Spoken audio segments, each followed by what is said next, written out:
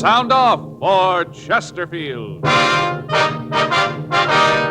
Chesterfield, the only cigarette in America to give you premium quality in both regular and king size, brings you Dragnet.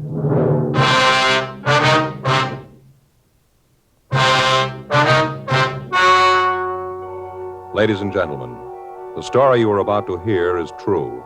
The names have been changed to protect the innocent.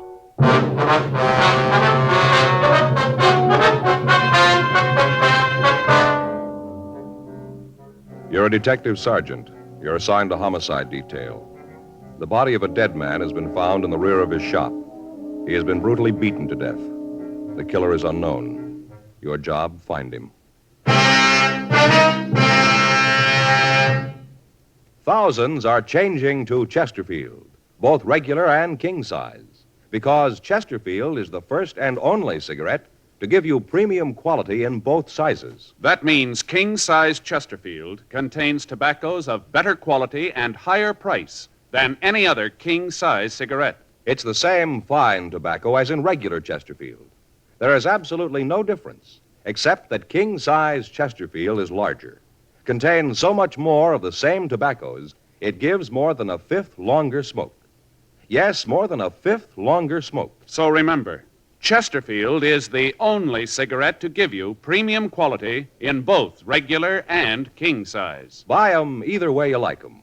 Premium quality Chesterfield, and much milder.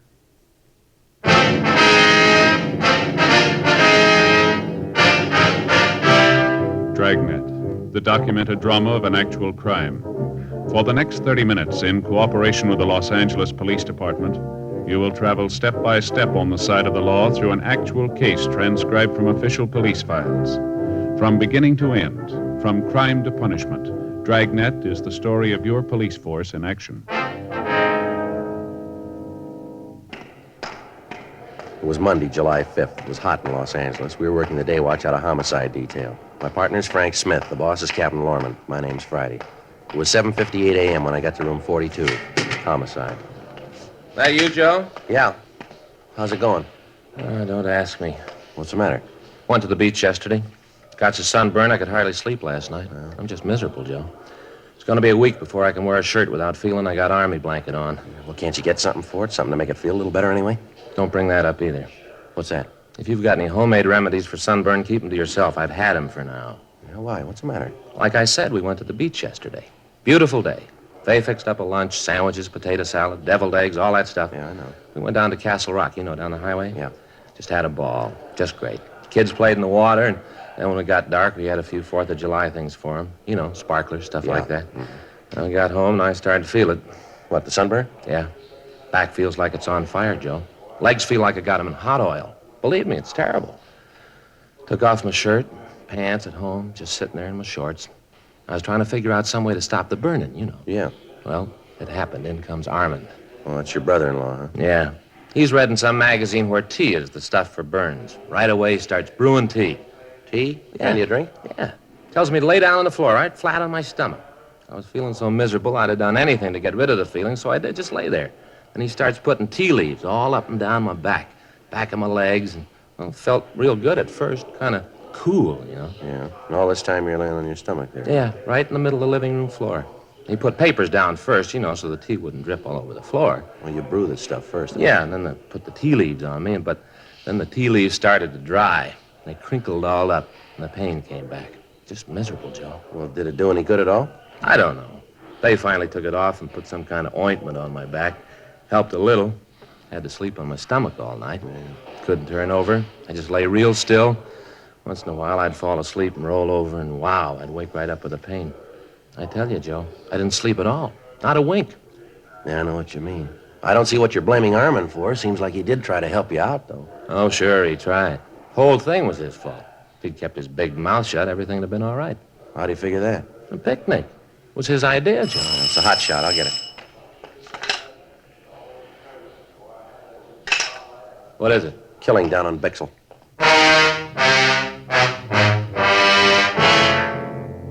8:14 a.m. We arrived at the address on South Bixel. It was a small neighborhood pawn shop.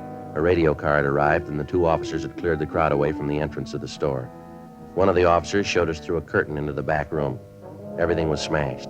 Glass cases were demolished. Clothing from the shelves had been torn down and thrown all over the floor. At one side of the room, a closet door was half open, and in the closet was the body of a man. We started to talk with George Armstrong, the victim's partner. Terrible. I don't want to look anymore. I don't want to believe it. Anybody would do this to Mark. Mark, is that your partner's name? Yes, Mark Williams, my friend. We've been together the last 15 years. Knew each other for 10 years before that. I don't want to think about it. Would you like to step out here, sir? Front part of the store. Well, would it be all right? Yes, be fine. I'll call the crime lab, Joe. All right, good. Where's the phone, sir? It's back there on the wall. Thanks. I'd like to ask you some questions, if it'd be all right. Yes? You discovered the body, is that right? Well, yes, this morning when I came in, I opened the store like I always do, about, I think it was 7:45, I guess it was, something like that. I see. I opened the front door like I usually do, and then I came in and put the water on for some tea. You can see there, see that hot plate? Mark and I usually have a cup of tea when he comes in. I see. Well, then I went to the back room to hang up my coat. First, I thought that somebody had tried to rob the place. The way things, were scattered all over. Then I saw Mark laying on the floor, and I called you. They're on the way, Joe. Okay. Did you always open up the store by yourself, Mr. Armstrong? Yes, I don't know how it started, but somewhere along the line, I'd open up the place, and then Mark would clean up the shop and close. It's been that way for years. When did you last see Mr. Williams? That is, when did you see him alive? Saturday night. I left about 5:45. He was closing the place up. I told him that I'd meet him for breakfast Sunday morning. He wasn't there. I tried to call him at home, but there wasn't any answer. His landlady hadn't seen him. Was he married, do you know? No, he wasn't married. Same thing happened to both of us. Neither one of us married. What's that, sir?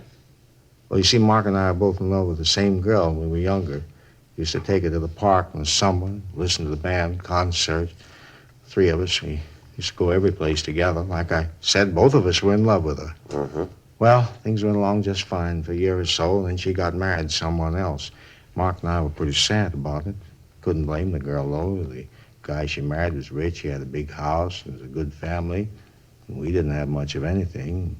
No, neither of us married. Just never seemed to find a girl compared with Kate. Kate? Kate Dillon. She's a lovely girl. This meeting you were going to have yesterday morning, was that a regular thing? Oh, yes, it was. You see, about the only relaxation Mark and I had was bowling on the green. Bowling? Every Sunday that it didn't rain, we'd meet for breakfast and then catch a bus out to Exposition Park. Bowling club out there. Mark and I both belonged. Mark was a sort of local champion. Played a real good game. Well, didn't you think that anything was wrong when he didn't meet you yesterday? Well, yes, I did. I did at first. Then I got to thinking about it, and I figured maybe he wasn't feeling too good. Just didn't want to go out to the club. Yes, sir. He'd get like that, moody. Just for no reason at all. Decided he didn't want to go anyplace at all. Just sit in his room. Almost always came to work, even when he was in the mood. But now and then he'd just sit up there and look out the window. Was there any special reason for all this? No, not that I know of. He just get like that. No special reason. When he did, you just had to sit and let the mood pass. Nothing else to do. I see. Well, did Mr. Williams have any enemies that you'd know of, anyone at all that might do a thing like this? No, sir. No one. Was he alone when you left him Saturday night? Yes, he was straightening up the shelves, getting the things in order. But he was all by himself. No one was here. Well, have you ever had any trouble with anyone in the neighborhood lately? Somebody who might have been looking for trouble, maybe? Well, Sergeant, most of our customers have trouble. Well, yes, sir, but about how much money was on the premises when you left? Maybe $1,500. Where'd you keep the money? In the safe, right there. You can see for yourself it's all right. Would you mind opening it up just to be sure? Well, if you want me to, but I'm sure everything's okay. If you wouldn't mind, sir. Okay. I know there's nothing wrong here. 43. You can see for yourself that everything's okay, can't you? 16 left. Yes, sir, we just want to be sure. Right to 8. There, you can see it. Is the money kept in that strong box? Yes, sir. Who knew the combination to this safe? I mean, besides you. Just Mark and me. We were the only ones. There, all the money's there. Is there anything else missing from the store? Anything that you can see? Well, Sergeant, look around you. If there was anything, how could I tell? I'd have to take a complete inventory. Well, what difference does it make? How's it going to help Mark? Well, it's pretty important we find out why he was killed the way he was, sir. The beating and all. If you'd look around, you might be able to come up with something. Oh, all right, I'll look around, but I tell you, I don't think there's anything gone. All right, if you just do that, we'll look over the back room if it'll be all right. Pretty bad, huh, Joe? Yeah. Looks like revenge could have been the motive, maybe, from the looks of things here. Yeah, Can't it'd have tell. to be something like that. Terrible beating. The way the place is all smashed up. Yeah. Frank, Yeah? come over here. Yeah? Look here in the closet. You can see it there under the body. Oh, yeah, looks like a hand axe. Yeah, Might have been trying to defend himself, huh? well, maybe. Sergeant, Yes, sir? you were right, absolutely right. What's that, sir? Well, he did steal something. The gun case has been broken into. Yes, sir. Anything missing? A couple of revolvers. 8:32 a.m. The crime lab crew arrived and went over the place. In the back room, under a pile of clothes, they found a 10-inch length of lead pipe. Dean Bergman from Leighton Prints dusted the room, the safe in the store, and the lead pipe. He came up with several clean prints. He rolled the dead man's fingerprints, and then he took Armstrong's. Comparison with those he'd found eliminated all of them except a partial print on the safe. The coroner arrived and removed the body. Frank and I canvassed the neighborhood, but none of the people in the area had noticed anyone suspicious in the last few days. We called the office, and Sergeants Joe LaMonica and Howard Hudson came out to help us in the search of the vicinity. The axe found in the hands of the victim, Mark Williams, had stains on the blade. A closer check of the pawn shop showed that several articles other than the guns had been stolen. George Armstrong gave us a complete list of the missing property along with the serial numbers of the guns. 11:34 a.m. Frank and I checked back into the city hall. Frank, did you get the APBs out? Yeah? Notified the pawn shop detail. Any word from LaMonica and Hudson? No, not yet. At least there's nothing in the book there. I get it. Homicide Friday. Oh, yeah, Joe. Mm-hmm. Yeah. No, we haven't heard from him yet. No. Where? Yeah. Yeah, well, that figures. Uh-huh. Okay, thanks. It's LaMonica. He and Hudson found a blood-stained shirt in an alley behind an apartment house a couple of blocks from a pawn shop. Yeah? Checked the apartment register, and they found a Wallace Holmes listed. Holmes? Yeah, LaMonica knows him.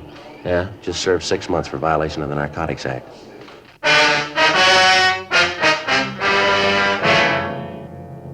(12:02 p.m.) We ran the name Wallace Holmes through R&I. He had a record dating back almost 10 years. He'd been arrested twice for violation of the state health and safety code and once on suspicion of 211 PC. We talked to the neighbors in the apartment building where he lived, but they told us that Holmes had been in bed with a bad cold for the past 3 days. Several of them had taken him food on occasion and stated positively that he could not have left the apartment. Bergman checked his fingerprints against those we'd found at the pawn shop. There was no make. A stakeout was placed on the building. 2:15 p.m. We checked with the crime lab to see if Ray Pinker had finished the tests on the physical evidence that he'd collected at the murder scene. Looks like the lead pipe. Can you tell us anything about the killer? Nothing except his WMA. How about the other bloodstains, Ray? Test out type O, victim's type B. Well, figures that he managed to hit the killer with the axe then, huh? Possible. How about the shirt? You find anything on it? We haven't finished the tests on the dust particles we found in the pockets yet. Precipitant test shows it's human blood. Haven't had a chance to group it yet. How about any laundry markings? Anything there, Ray? I was just about to check it. Spread it out here. You want to get those lights, Frank? Yeah, I'll go. Turn on this fluorescent. Yeah. There's laundry marking here. Yeah. Looks like RJ. Mhm. Is that right?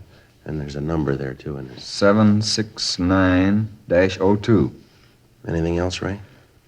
Looks like that's about it. What laundry, would you know?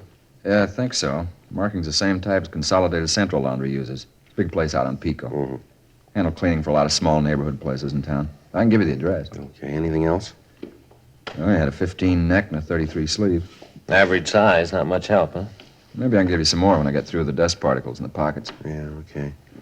Wish we had a little more to go on. Well, you got a piece of lead pipe, a stained shirt, and an axe that looks like it's been recently used. Yeah. They all connect somewhere along the line. Yeah, all we got to do is find out where. 2:58 p.m. Frank and I drove out to the Consolidated Central Laundry. We talked to the manager, and he looked through the files. He was able to tell us that the shirt had been laundered at a small cleaning place on South Hill. He gave us the address, and Frank and I drove over. We talked to the manager of the shop. Uh-huh. Yeah, it's our number, all right. Yes, sir. Would it be possible for you to tell us who owns the shirt? Yeah, I'll look it up in the book. Let's see, RJ 769-02. That's right. Let's see, 642, 98, 7. Yeah, here it is. John Dunlap, address out on 3rd Street. Say, what do you want to know about the shirt for? Dunlap done something? Well, we're just conducting an investigation here. Oh. Wonder if you'd describe this Dunlap for us. Oh, sure. I've known John for years. Been bringing his things in here for at least 8, maybe 9 years. Could you give us a description of him, you think? Yeah, Johnny's about my size, maybe 5'11". Weighs about 180.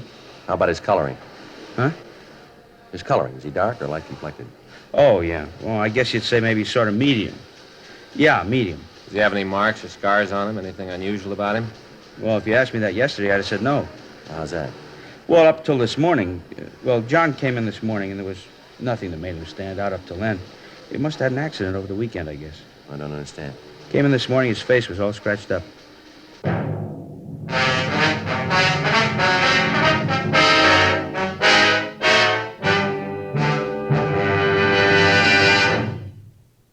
You are listening to Dragnet, the authentic story of your police force in action. We like to give the facts about Chesterfield so you can be your own judge. Chesterfield is the first and only cigarette to give you premium quality in both regular and king size. Chesterfield is the first and only cigarette to tell you what it's made of. The world's best tobaccos. Kept tasty and fresh by pure and costly moistening agents. The best that money can buy. And Chesterfield cigarette paper is of the highest purity. Now, Chesterfield is the first cigarette to present this scientific evidence on the effects of smoking. A medical specialist is making regular bi-monthly examinations of a group of people from various walks of life. 45% of this group have smoked Chesterfield for an average of over 10 years. After 8 months, the medical specialist reports that he observed no adverse effects on the nose, throat, and sinuses of the group from smoking Chesterfield. I'd say that means real mildness. Either way you like them, regular or king size, you'll find premium quality Chesterfields much milder.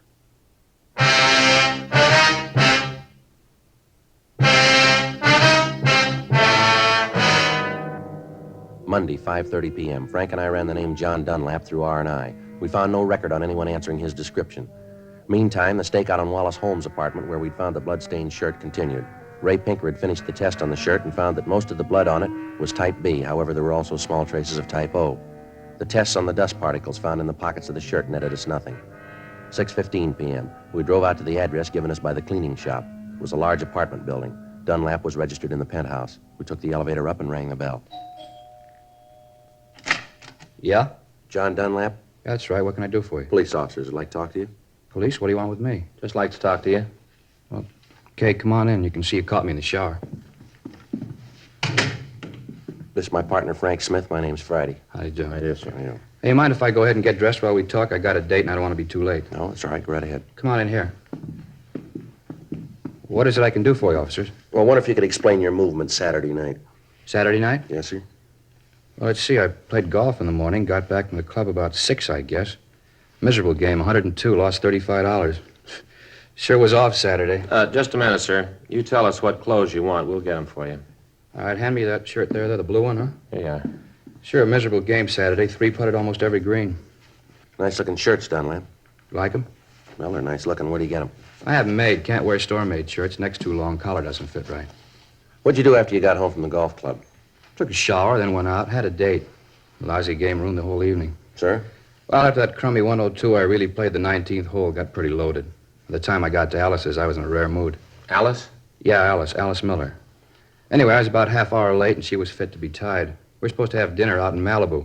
Took us about an hour to drive out there, and Alice kept getting madder as we drove. I guess I didn't help things out any. I was in a foul mood and didn't keep it to myself. Yeah. Well, by the time we got there, really going at it, silly thing, no sense to the argument at all, but it just kept building. Either one of you married? Yes, sir. My partner here is. Well, then he knows what I mean. Well, we didn't get down to the beach till about 8:30 or 9. We got out of the car, and Alice said she wanted me to take her back home. I told her we'd just gotten there. She said she didn't care, wanted to go home. Yeah. I told her if she wanted to leave, it was okay with me, and I turned around to walk down to the house. You know, it's pretty dark down there. Uh-huh. Well, I walked right over the embankment. Must have fallen over about 6-7 feet. Didn't hurt myself much, but you can see I scratched up my face. Yeah, we can. Well, the long one, though, I guess it was worth it. How's that? Well, Alice was so scared she ran down to me, and the argument was all over. We went on into the house and had dinner. How long were you there? Oh, I guess until, maybe 2:30, 3 in the morning. Got to playing charades. Time just went.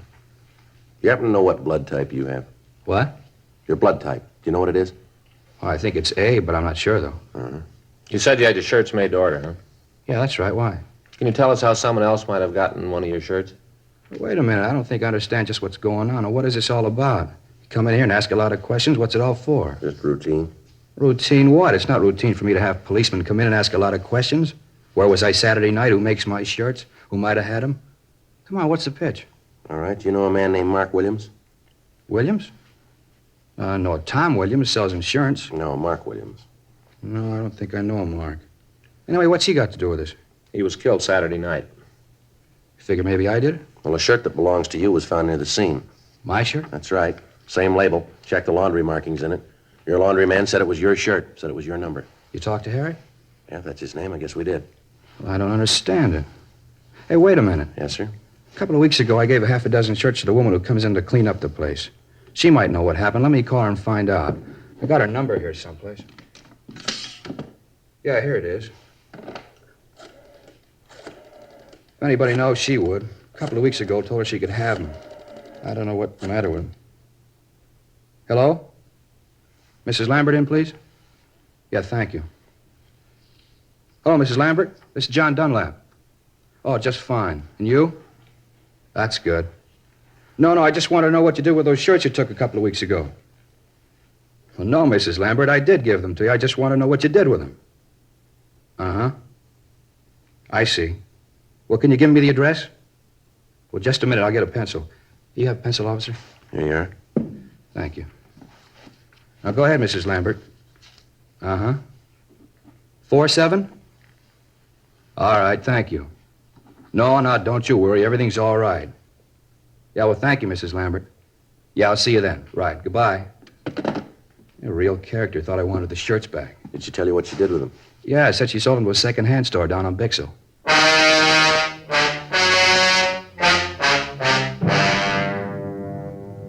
$7:20 p.m. We drove over to talk to the cleaning woman. She gave us the same story that we'd gotten from John Dunlap.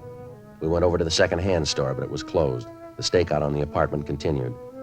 The body had been posted, and the coroner told us that Williams had been killed at approximately midnight on Saturday night. That would allow 2 hours on either side, making it possible for the murder to take place between 10 p.m. and 2 a.m. Frank and I checked out of the office and went home. The following morning, Tuesday, July 6th at 8:17 p.m., we checked the second-hand store where the shirts had been sold. The dealer told us that he remembered the shirts. He said that he'd bought 5 of them and had only sold 1. He was able to give us a fair description of the man he'd sold the shirt to. He went on to say that he'd heard that the man was a user of narcotics. We ran the name he gave us, Fred Harris, through R&I.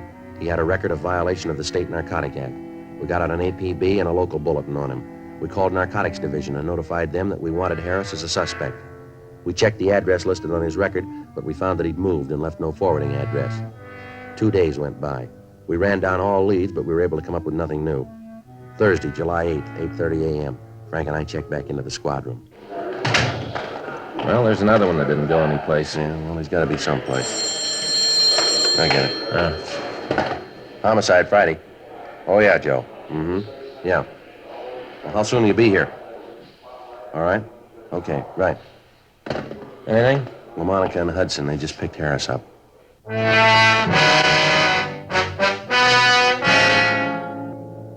11:20 a.m. Fred Harris was brought to the interrogation room. Frank and I talked to him for about an hour, but other than his name, he refused to tell us anything. We tried to lead him out. We talked about his family, about sports, food, everything we could think of. None of it worked. Harris remained sullen and uncooperative. 1:46 p.m. How about some lunch, Joe? I guess so. Harris? No, thanks. Well, you suit yourself. What do you want, Joe? Well, ham on rye, all right. Get some coffee, too, huh? Okay. You sure, Harris? You don't want anything to eat? No, I told you. Okay. All right if I smoke? Yeah, go ahead.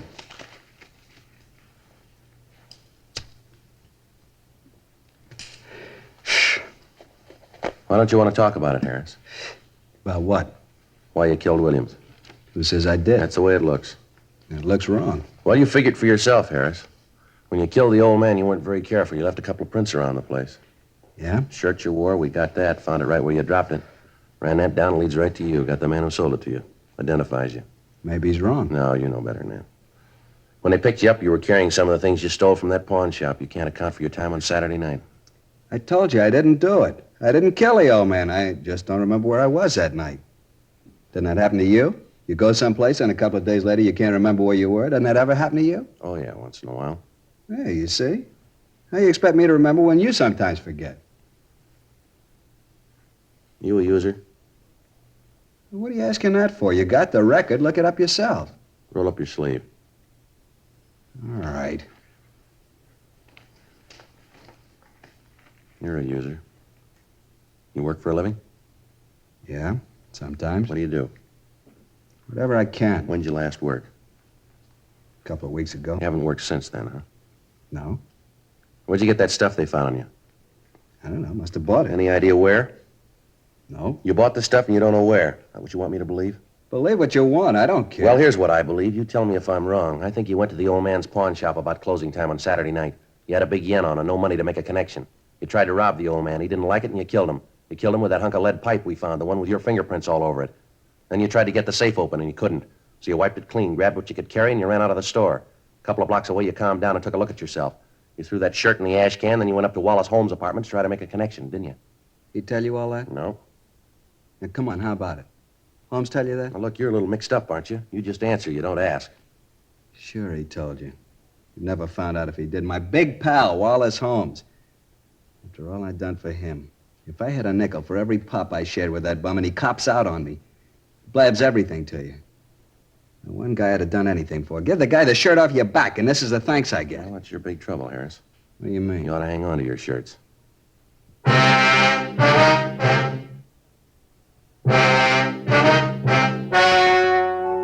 The story you have just heard was true. The names were changed to protect the innocent. On November 15th, trial was held in Department 86, Superior Court of the State of California, in and for the County of Los Angeles. In a moment, the results of that trial. Now, here is our star, Jack Webb. Thank you, George Fenneman. Friends, again this year, Chesterfield has asked me to remind you to see your own neighborhood cigarette dealer first about your Christmas shopping problems. Among many wonderful gift ideas, he's featuring the gift of the year, the Chesterfield Christmas carton. Now, to my way of thinking, it's the ideal gift because Chesterfield is the only premium quality cigarette available to you shoppers in both regular and king size. Either way, regular or king size, they're a wonderful smoke and they make fine Christmas gifts. Get them from your dealer. Premium quality Chesterfields.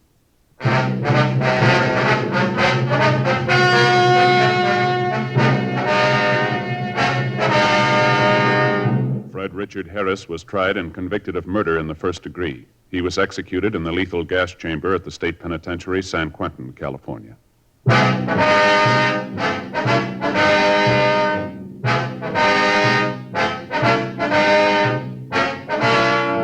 You have just heard Dragnet, a series of authentic cases from official files. Technical advice comes from the Office of Chief of Police W.H. Parker, Los Angeles Police Department. Technical advisors, Captain Jack Donahoe, Sergeant Marty Wynn, Sergeant Vance Brasher. Heard tonight were Ben Alexander, Vic Rodman, Olin Soule. Script by John Robinson. Music by Walter Schumann. Hal Gibney speaking. Sound off for Chesterfields. Either way you like them, regular or king size, you'll find premium quality Chesterfields much milder. Chesterfield has brought you Dragnet, transcribed from Los Angeles.